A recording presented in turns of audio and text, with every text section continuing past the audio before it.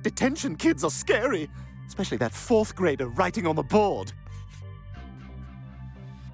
Whether by sly nods, bold jokes, or surprise cameos, Family Guy has taken plenty of shots at The Simpsons. So here we bring you 10 times Family Guy made fun of them. Number 10. Stewies Intro. I'm Stewie Griffin, and don't ever let me catch you guys in Quahog. There's two things we know for sure. First, Family Guy loves dropping references left and right without caring who gets ruffled along the way. And second, The Simpsons are a vital piece of modern pop culture brimming with iconic moments, like their unforgettable opening sequence.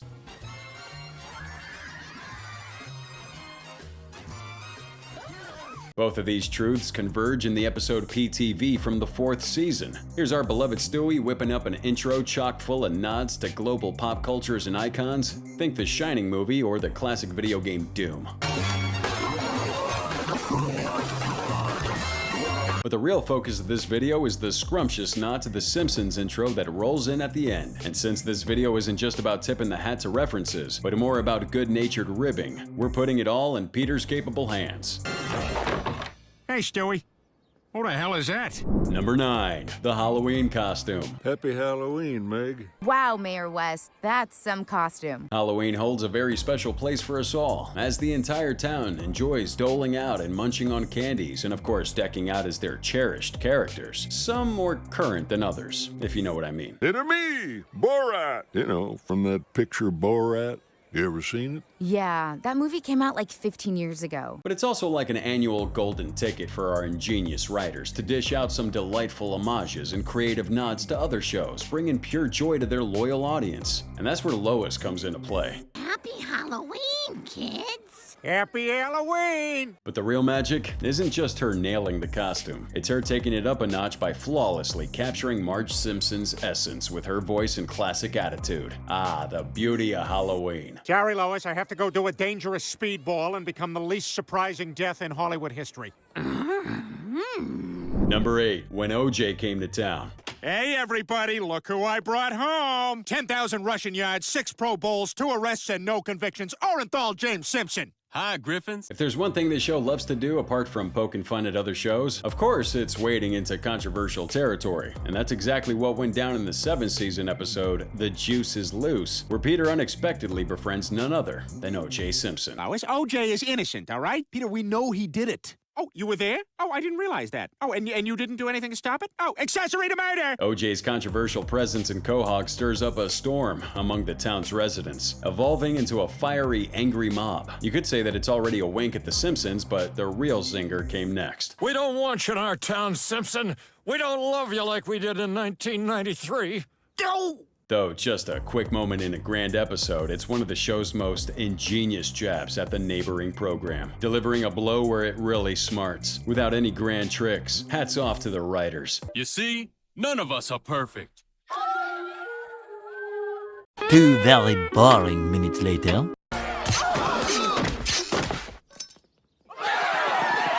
Oh, I guess he did do it. Number 7.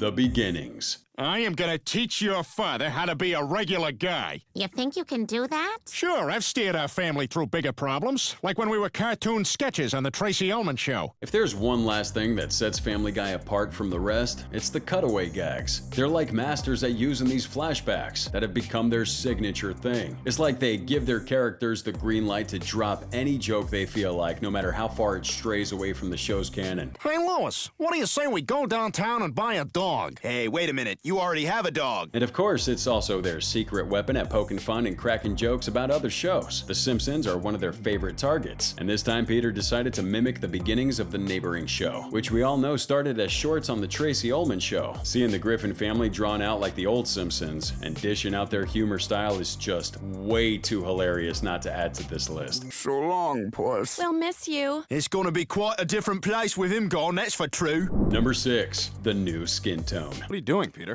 I'm making my own Red Bull. Adding kerosene? Peter, that's insane. That'll destroy your body. Kerosene is fuel, Brian. Red Bull is fuel. Kerosene is Red Bull. While Family Guy is all about dishing out those laughs with its absurdity and dark humor, it occasionally takes a cheeky detour to touch on slightly deeper waters. But don't worry, it doesn't ditch its biting edge, and that's exactly what went down when Peter decided to whip up his very own homemade energy drink. Oh my God, Peter, you don't look so good. What are you talking about? I feel great, like I could go another 20 years or more. Now the joke might be sly, but that's precisely what landed it on our list. Because even though it doesn't shout it from the rooftops, Peter's little quip about his, let's say, new skin tone totally winks at The Simpsons. And hey, as an added bonus, it gives us a little chuckle right before the episode, brace yourselves, dives into some heavier themes. Number 5. The wrong catchphrase. Mrs. Griffin, I'm afraid your husband has amnesia. Oh my God, is it permanent? His memory could return in days, weeks, years, or never, or weeks. In the world of animated series, catchphrases are like superstar trademarks, etching characters into our memory. They brand personalities, making them as recognizable beyond the screen as Fred Flintstone's iconic Yabba Dabba Doo. Now, what happens when the character's memory takes an unexpected nosedive? And I'm Chris. I'm your son. Never seen you before in my life. Wow, then I must be invisible!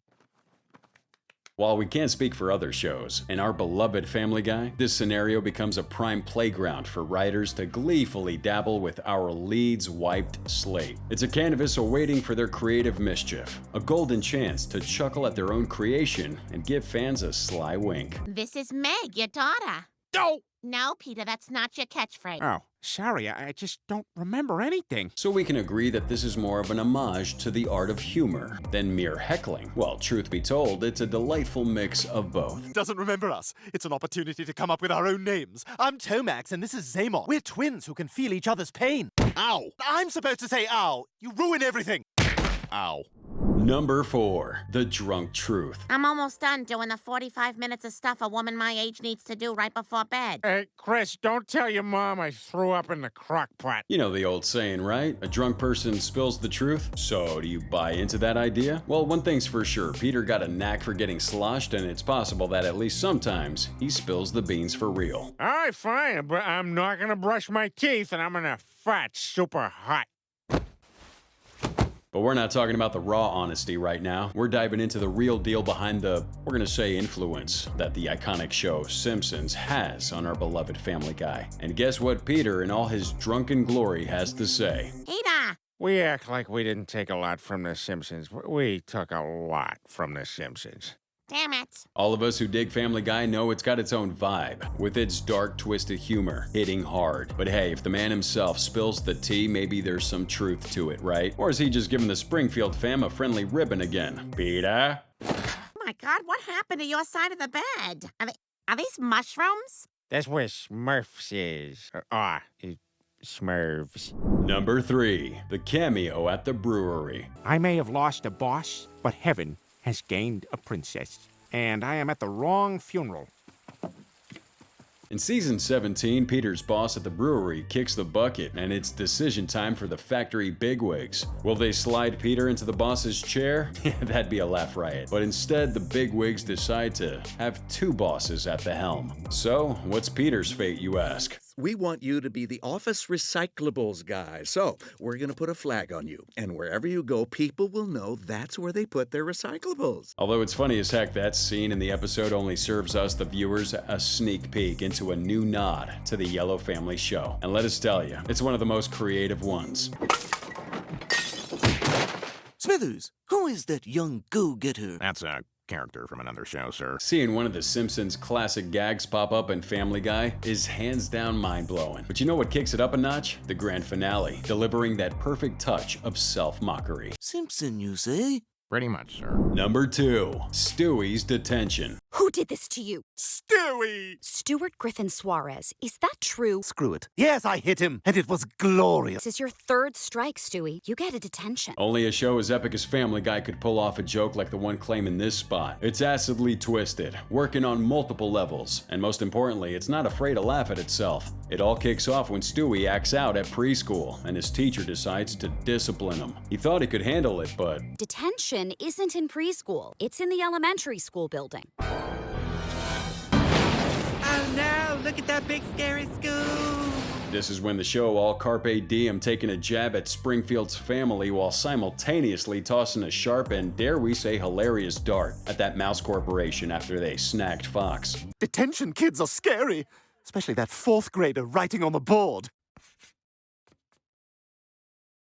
Yet, as we've stressed, the ability to laugh at oneself is paramount, and it seems like this is something the writers have not only grasped, but perfected. Or haven't you guys? Oh, that is such a load of truth! A wonderful load of truth! And number 1, the crossover. We're stuck here, Peter, and we don't even know where we are. Well, there's a sign. Huh. Guess we're in a town called Springfield. Springfield, eh? What state? I can't imagine we're allowed to say. And when it comes to having a good laugh at the expense of our yellow neighbors from Springfield, the unforgettable crossover episode couldn't be left out. Alright, hey, it's more of a tag team effort than a roast, but trust us, the experiment is pure gold.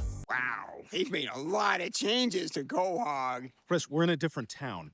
Oh! It all kicks off when the Griffins, thanks to fate's twist, and the writers land in Springfield. There they collide with the Simpsons clan, sparking a hysterically fun adventure mingling characters from both towns. You know why they got us sitting next to each other. 'Cause we're the two funniest guys in our towns? Damn right. Watching Homer and Peter team up and seeing Bart and Stewie bond and admire each other is simply priceless. And the way the show cheekily pokes fun at itself and the similarities it shares with its Springfield neighbors makes it utterly irresistible. Look, even if we don't work as best pals, I respect you. You two. Let's just agree to stay a half hour away from each other. With a pile of garbage between us. That wraps it up, everybody. Thank you for watching, and be sure to subscribe and like the video for more Family Guy content. Why don't you check out Family Guy 10 Times They Made Fun of Disney shown on your screen right now, because you know That's freaking awesome, man.